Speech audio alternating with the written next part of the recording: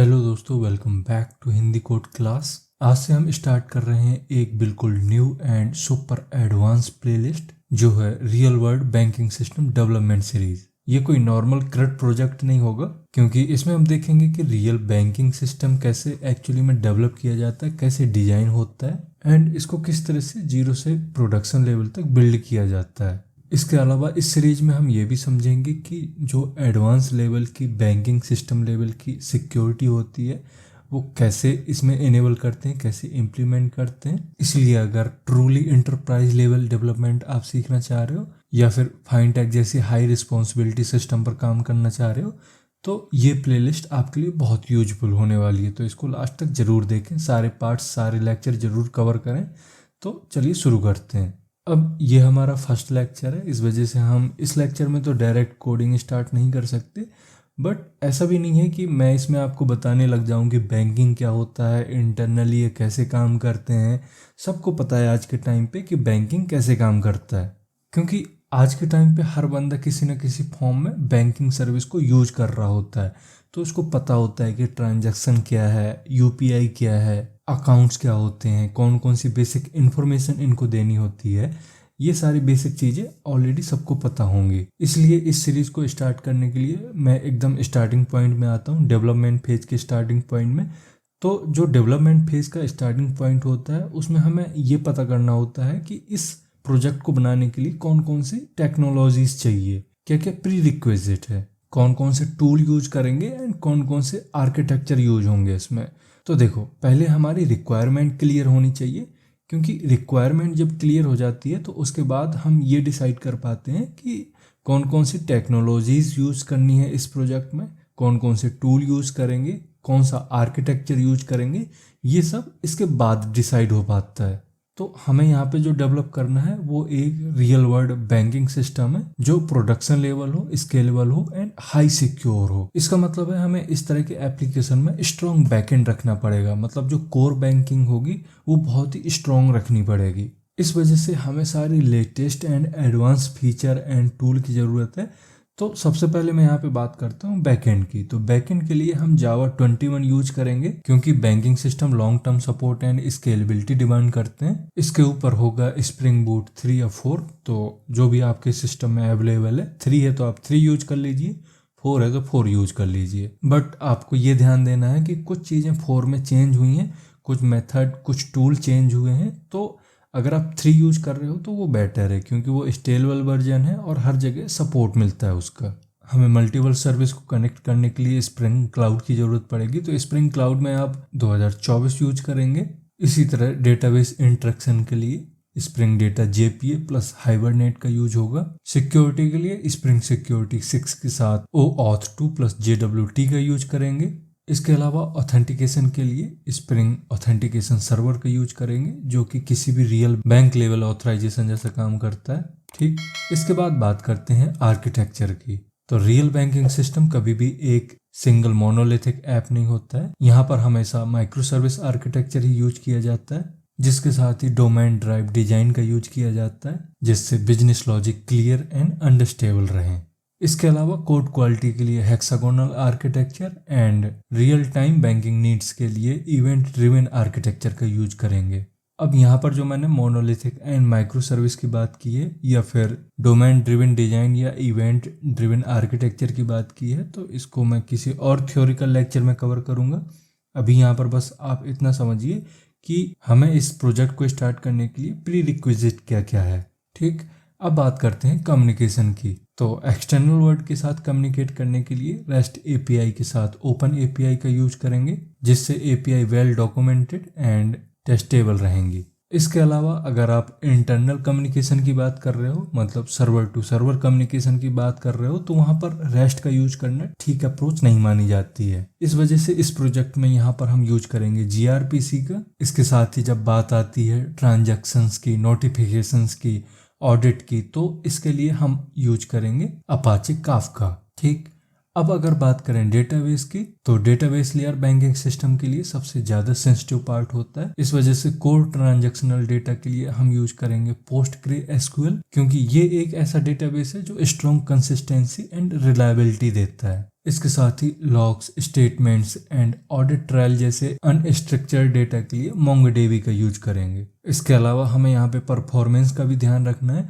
तो परफॉर्मेंस के लिए रेडिस का यूज करेंगे, जो caching, OTP storage and rate limiting के लिए बेस्ट माना जाता है। इसके अलावा हम फ्लाईवे भी यूज करेंगे, जो मोस्टली कंपनी इग्नोर कर देती है, बट बैंकिंग एप्लीकेशन में ये मैंडेटरी होता है, रिकमेंडेड होता है कि अगर बैंक चाहती है कि उसके एप्लीकेशन में versioning and migration properly manage रहे तो फ्लाईवे का यूज करना चाहिए। इस वजह से हम भी इस प्रोजेक्ट में फ्लाईवे का यूज करेंगे। ठीक, अब जैसा कि आपको पता है कि माइक्रो सर्विस को मैनेज करने के लिए API gateway and service registry का यूज किया जाता है, मतलब सर्विस डिस्कवरी का यूज होता है। इस वजह से हम भी अपने प्रोजेक्ट में as a single entry point spring cloud gateway का यूज कर लेंगे एंड सर्विस को डायनेमिकली डिस्कवर करने के लिए यूरेका या कंसोल का यूज करेंगे। इसके अलावा हमें एप्लीकेशन के फेलियर से भी बचना पड़ेगा, जिसके लिए हम रेजिलियंस 4J का यूज करेंगे, जिससे हमें सर्किट ब्रेकर, रीट्राई या फॉल बैक जैसे पैटर्न मिल जाते हैं।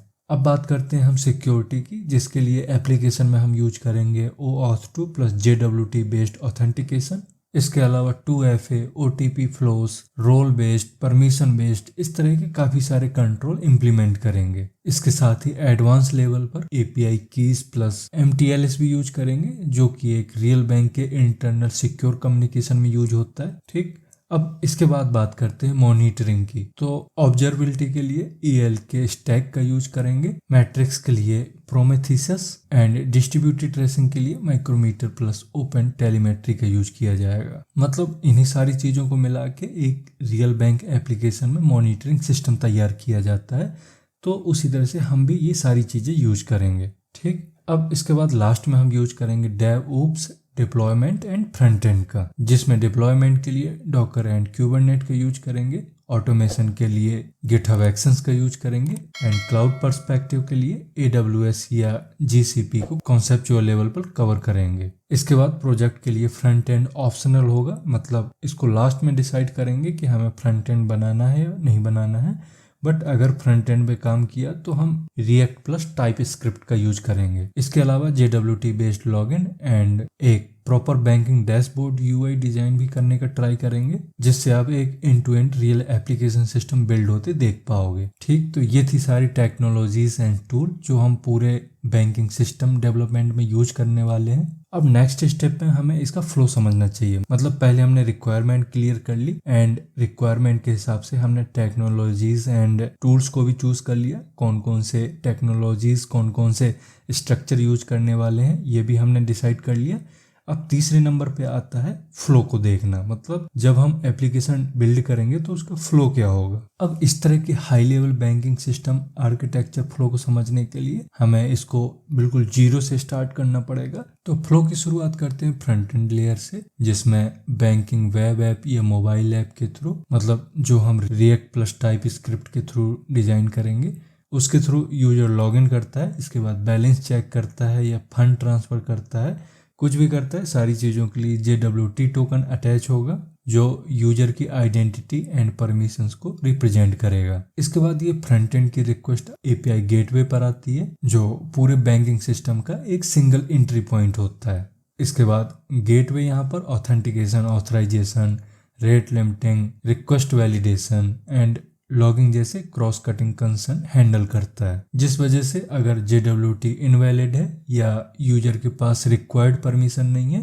तो रिक्वेस्ट यहाँ पर रिजेक्ट हो जाती है। इसके अलावा गेटवे ये भी डिसाइड करता है कि रिक्वेस्ट कौन से बैकएंड सर्विस को राउट होगी। अब API के बाद रिक्वेस्ट सर्विस डिस्कवरी के थ्रू माइक्रो सर्विस तक जाएगी, जैसे account service, transaction service, user service, ऐसी काफी सारी सर्विसेज होंगी जिनमें से रिक्वायर्ड सर्विस तक जाएगी। अब यहाँ पर सर्विस टू सर्विस कम्युनिकेशन की भी जरूरत पड़ सकती है, जिसके लिए मैंने बताया था कि हम इस प्रोजेक्ट में यूरेका या कंसोल का यूज करेंगे, जो डायनेमिक सर्विस लोकेशन लेता है, जिससे सिस्टम हाई फ्लेक्सिबल हो जाता है। स्केलिंग एंड रीडिप्लॉयमेंट का टाइम भी बचता है, क्योंकि हमें बार बार प्रोजेक्ट को रीस्टार्ट नहीं करना पड़ता, कोई भी कॉन्फ़िगरेशन चेंज नहीं करनी पड़ती है बार बार। इस वजह से एप्लीकेशन की परफॉर्मेंस भी हाई होती है। अब रिक्वेस्ट जब किसी स्पेसिफिक माइक्रो सर्विस में इंटर करती है तो कंट्रोलर लेयर रिक्वेस्ट को रिसीव करता है एंड उसे डोमेन या एप्लीकेशन लेयर तक फॉरवर्ड करता है एंड यहीं से ही एक्चुअल बिजनेस प्रोसेसिंग स्टार्ट हो जाता है। जहाँ पर domain driven design based domain models apply होते हैं एंड इसी को बोला जाता है ट्रिपल डी बेस्ड मॉडल। आप इसे ऐसे समझो कि मान लो कोई यूजर फंड ट्रांसफर कर रहा है तो उस केस में ट्रांजैक्शन एग्रीगेट वैलिडेट करता है कि सफिशिएंट बैलेंस है इस अकाउंट में या नहीं है, डेली लिमिट क्रॉस तो नहीं हुई है एंड रेगुलेटरी रूल फॉलो हो रहे हैं या नहीं हो रहे हैं। अब बिजनेस रूल्स के एग्जीक्यूट होने के बाद डेटा परसिस्टेंस का काम होता है, मतलब यहाँ पर रिपोजिटरी एंड इंफ्रास्ट्रक्चर लेयर काम करता है, जिसके लिए मैं पहले ही क्लियर कर चुका हूँ कि जो कोर बैंकिंग डेटा होगा वो PostgreSQL में स्टोर होगा एंड ऑडिट लॉग्स के लिए MongoDB का यूज किया जाएगा। इसके साथ ही फ्रिक्वेंटली यूज डेटा को रेडिस में कैश किया जाएगा। इसके अलावा मैंने बताया था कि यहाँ पर हम वर्जनिंग कंट्रोल भी करेंगे, जिसके लिए फ्लाईवे का यूज करेंगे, जिससे schema change safe and traceable रहते हैं। अब इसके बाद जैसे ही कोई इंपॉर्टेंट एक्शन कंप्लीट होता है, जैसे ट्रांजैक्शन सक्सेस या फेल, तो आपको पता ही है कि ये इवेंट्स असिंक्रोनस होते हैं, जिससे दूसरी सर्विसेज जैसे नोटिफिकेशन सर्विस, ऑडिट सर्विस या फंड डिडक्शन सर्विस इनको इंडिपेंडेंटली कंज्यूम करती रहती हैं। इस अप्रोच के through core transactional flow fast रहता है एंड साइड इफेक्ट्स भी लूजली कपल्ड रहते हैं, जो कि हाई स्केल बैंक के लिए आइडल माने जाते हैं। अब इन सभी स्टेप के पैरेलल एक और फंक्शनैलिटी हमारी चलती रहती है, जो हर रिक्वेस्ट का ट्रेस ऊपर टेलीमेट्री के थ्रू जनरेट करता है, मैट्रिक्स प्रोमेथियस कलेक्ट करता है एंड लॉग्स EL के स्टैक में सेंट्रलाइज्ड होते रहते हैं। ठीक, अब आते हैं डिप्लॉयमेंट फेज में। तो सारी सर्विसेज डॉकर कंटेनर में पैकेज होती हैं एंड क्यूबरनेट पर रन की जाती हैं। अब क्यूबरनेट auto scaling, self healing and rolling deployment provide करता है, जिससे बैंकिंग सिस्टम हाई अवेलेबिलिटी के साथ 24/7 रन होता रहता है। इसके अलावा CI/CD pipeline automatically code build, test and deploy करती है, जिससे जो ह्यूमन एरर पॉसिबिलिटी होती है वो कम हो जाती है। ठीक है, इसके बाद लास्ट में जब पूरा फ्लो सक्सेसफुली कंप्लीट हो जाता है तो रिस्पॉन्स वापस API गेटवे के थ्रू फ्रंट एंड को फॉरवर्ड कर दिया जाता है एंड यूजर को इंस्टेंट फीडबैक मिल जाता है, जैसे ट्रांजैक्शन सक्सेस मैसेज या अपडेटेड बैलेंस, कुछ भी जो भी उसने एक्शन परफॉर्म किया होता है उसके अकॉर्डिंग उसे रिस्पॉन्स मिल जाता है। अब यही वो एक्चुअल फ्लो है जिसके थ्रू एक हाई लेवल बैंकिंग एप्लीकेशन को secure, scalable and industry grade application बनाया जाता है। ठीक, तो अब आपको क्लियर हो गया होगा कि जो हमें प्रोजेक्ट बनाना है एंड जो एक्चुअल बैंकिंग प्रोजेक्ट होते हैं वो किस तरह से काम करते हैं, हम किस तरह से काम करेंगे, कौन कौन सी टेक्नोलॉजीज यूज करेंगे, डिजाइन क्या होगा, फ्लो कैसे काम करेगा, ये सारी चीजें आपको क्लियर हो गई होंगी। अब अगर इस सीरीज को आप कंटिन्यू करना चाह रहे हो तो इस लेक्चर को लाइक करिए एंड अगर अभी तक चैनल को सब्सक्राइब नहीं किया तो चैनल को भी सब्सक्राइब कर लें। अब हम मिलते हैं नेक्स्ट लेक्चर में। Thank you.